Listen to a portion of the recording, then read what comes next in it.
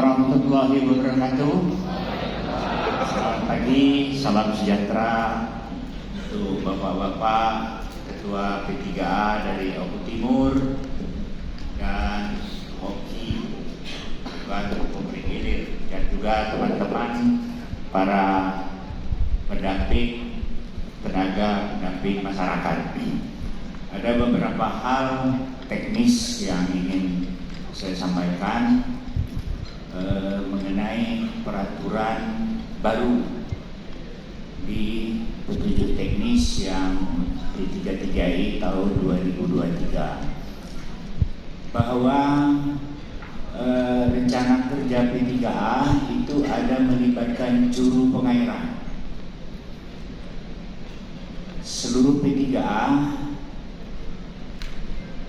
di Oki, khususnya di Kecamatan Lembuing dan seluruh di Oku Timur, itu setiap P3A harus mencari info kepada pengamat masing-masing siapa juru pengairan di tersier yang di lokasi desa Bapak.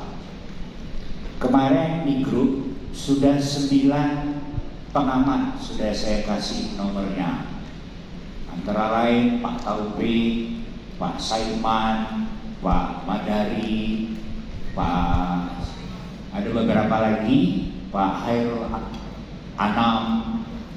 Jadi pengamatnya itu ada di pengamat jaringan irigasi Macak 1. Pertama di Kumering, kemudian di Kumering Utara, Bahuga. Ada pengamat Macak 1, Macak 2, Belitang 1, Belitang 2, Belitang 3, sampai dengan jaringan irigasi di Lembuing. Jadi Bapak sebagai ketua P3A pasti tahu airnya itu dapat dari pengamat mana, juru pengairannya mana. Nah, nanti diajak pendamping untuk menerangkan lokasi yang akan dilaksanakan ini. Juru pengairannya harus tahu, karena ada belangko itu ada di pendamping rencana kerja P3A, itu ada belangko yang harus ditandatangani oleh juru pengairan.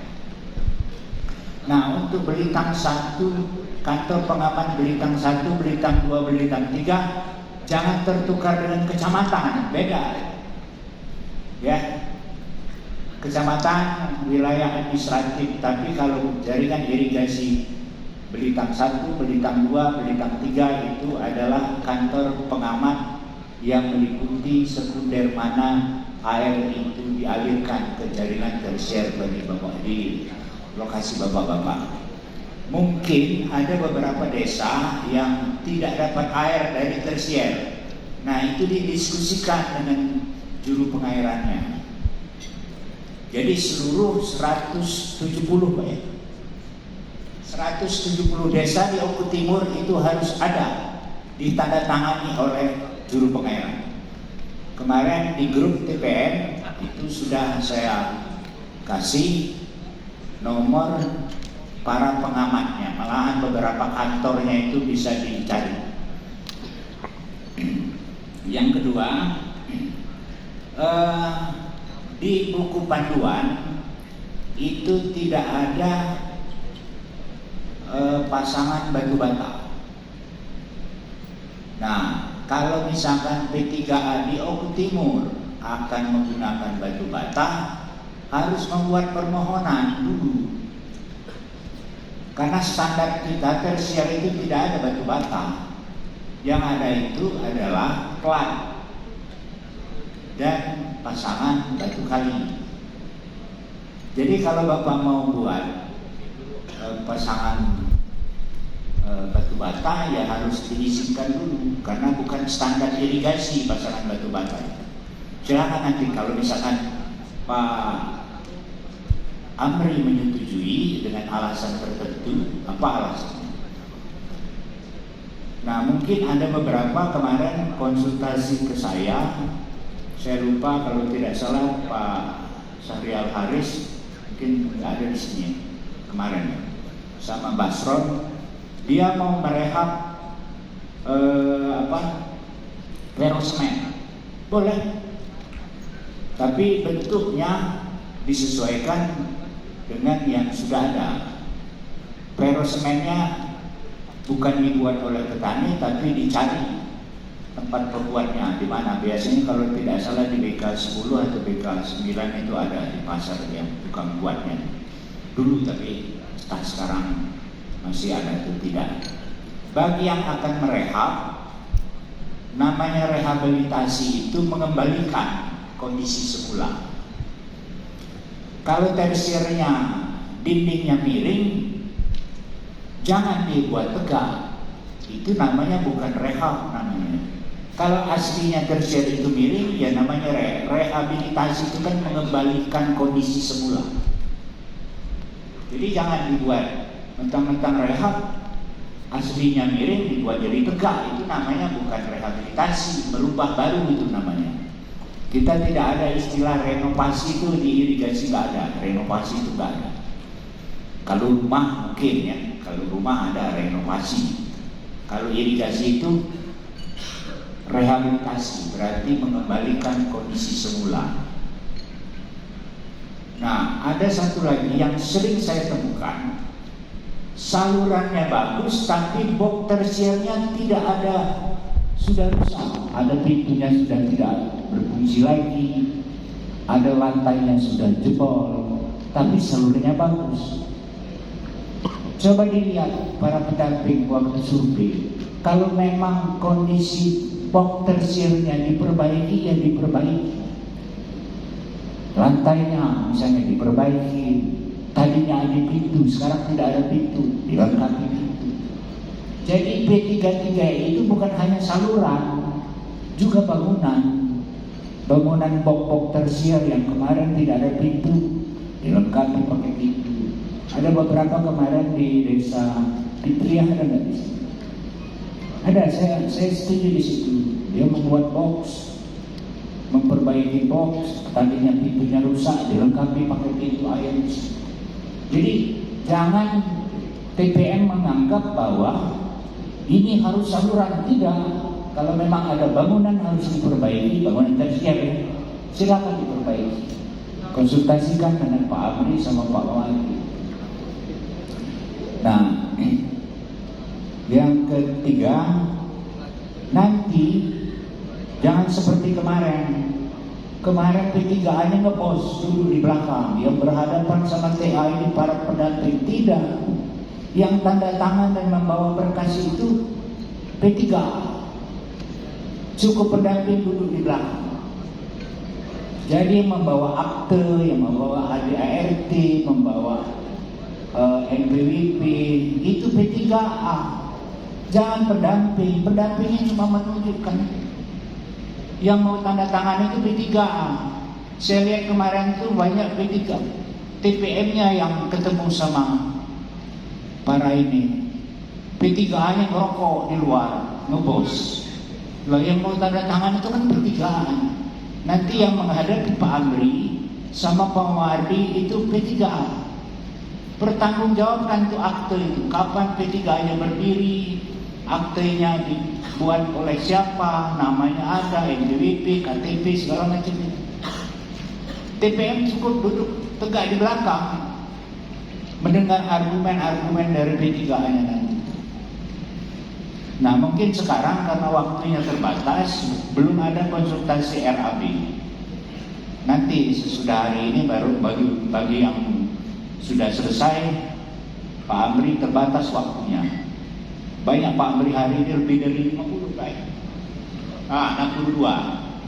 Kalau Pak Irawadi mungkin Pak Mawati tinggal 40 P3 lagi. Jadi Bapak-bapak P3 yang menghadapi Pak Amri sama Pak Mawati, TPM-nya cukup di samping baik. Kalau ada keterangan, bantu. Karena yang mau membicarakan berkas-berkas itu P3A, TPM-nya baru lihat. Mungkin baru lihat hari ini waktunya. Ya jangan seperti kemarin. Selain penjajar kemarin TPM menghadapi. Jangan TPM, P3A yang menghadapi. Jangan-jangan P3A-nya belum baca ADART. yang saya dengan para kades kemarin sudah ngomong di grup bahwa sebelum diteken sama ketua P3A dilihat dulu. P3A sekarang ada masa jabatan hanya 5 tahun, 2 kali jabatan. Jadi periode P3A itu kalau terpilih cuma 10 tahun. Jadi kalau ada akte yang 2018 itu harus dirubah semua, tidak boleh lagi karena periodisasinya sudah habis. Ya, jadi kami minta para P3A untuk tahun depan itu tanya Pak Arin, ini ada lebih ketat lagi P3A-nya. Kemudian juga mungkin P3A nanti membantu TPM pada akhir tugasnya itu keliling desa untuk mengidentifikasi apakah desa itu masih mungkin lagi tidak dapat P3A. Jangan-jangan sudah tidak ada lagi.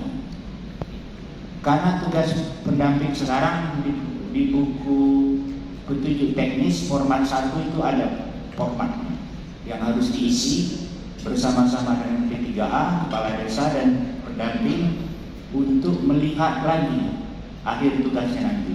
Apakah desa-desa yang sudah datang tahun ini masih mungkin tidak, masih berpotensi tidak untuk mengajukan P33A.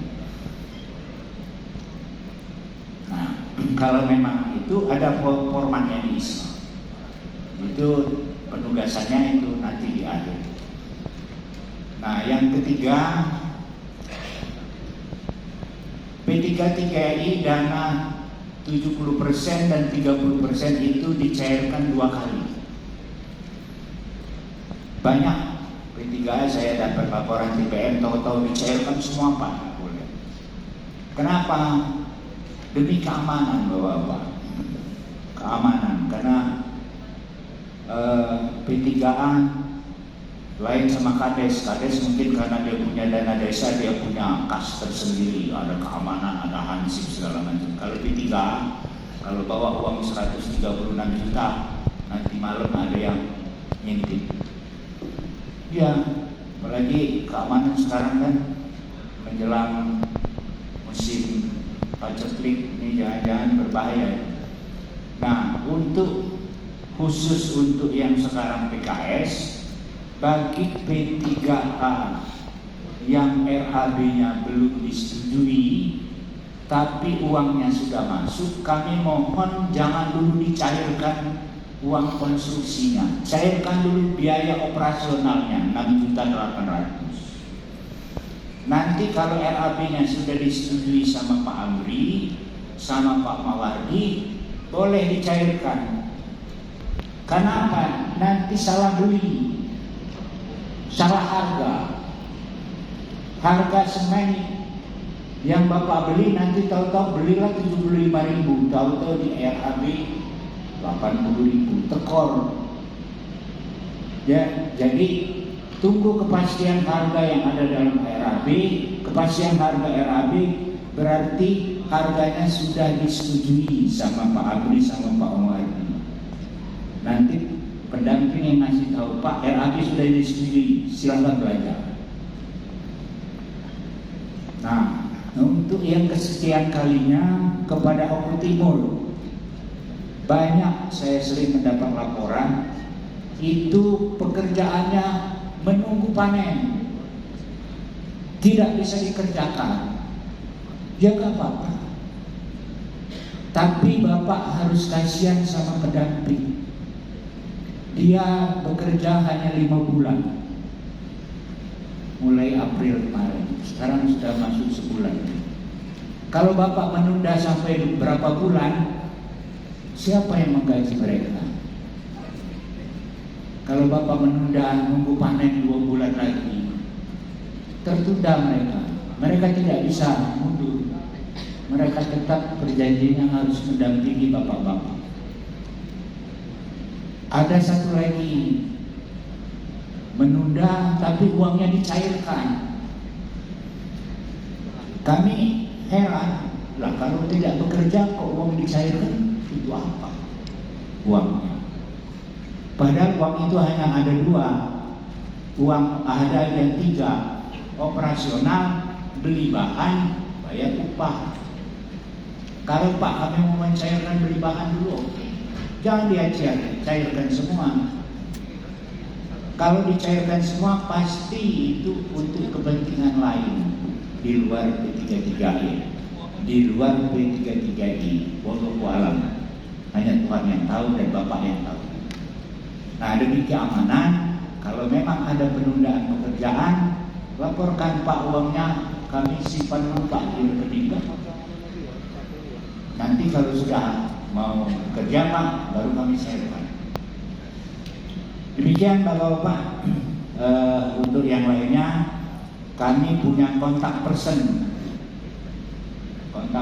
TPM, ketua P3A-nya, ketua kepala desanya. Saya alhamdulillah 170 kepala desanya sudah ada grupnya. Saya tahu semua. Cuma kalau P3A nanti di grup itu bagi yang belum isi silakan diisi. Itu sekedar kontak person. Kami mengontak P3A melihat apakah kinerja TPM-nya hadir. Jangan-jangan kemarin hadir, kemudian uang 70% sudah selesai baru hadir lagi. Pada para pendamping real time laporan itu tetap berlaku. Jadi paling tidak Anda 1 minggu melaporkan absen dan nota pembelian. 2 minggu Anda ada laporan progres yang real di lapangan. Jadi tidak boleh lagi seperti kemarin pekerjaannya selesai baru buat laporan.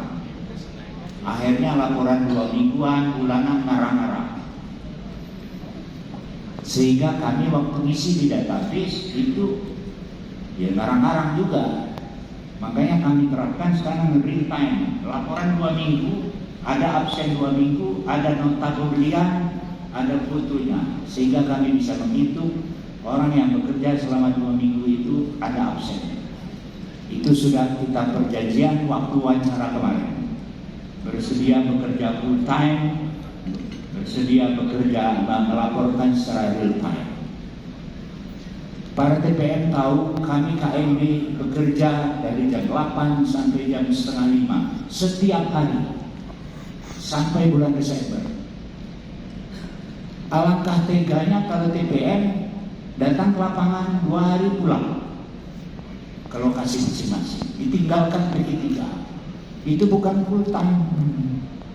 Apa yang saudara tanda tangani pada saat wawancara bersedia bekerja full time tidak seperti itu. Tirulah kami. Silakan cek tiap hari. Saya asisten 5 orang, TA kami 5 orang, asisten kami berapa orang itu, semua full time. Tiap hari dikontrol sama PPK. Lah, kami mau mengontrol TPM juga apakah harus seperti itu? Iya. Kami punya asisten kabupaten. Untuk Oku Timur ada Anissa, asisten kabupaten. Ya, ada Anissa. Di wilayah 2 itu ada Pak Hermanto. Dia akan mengontrol kinerja saudara yang saudara perjanjikan pada saat wawancara bekerja full time dan melaporkan secara real time. Demikian, mohon maaf saya kalaupun memang agak keras ngomong, agak tegas ngomong, keras, aku kumpring, jadi main acara aku ngomong Pak, mohon maaf. Jadi kalau bapak-bapak orang Jawa main acara kumpring ngomong, macam inilah, tegas. Mudah-mudahan disaksikan oleh Bapak Ari. Kami sampai Desember mengawal kegiatan Bapak ini, semoga sukses. Wassalamualaikum warahmatullahi wabarakatuh.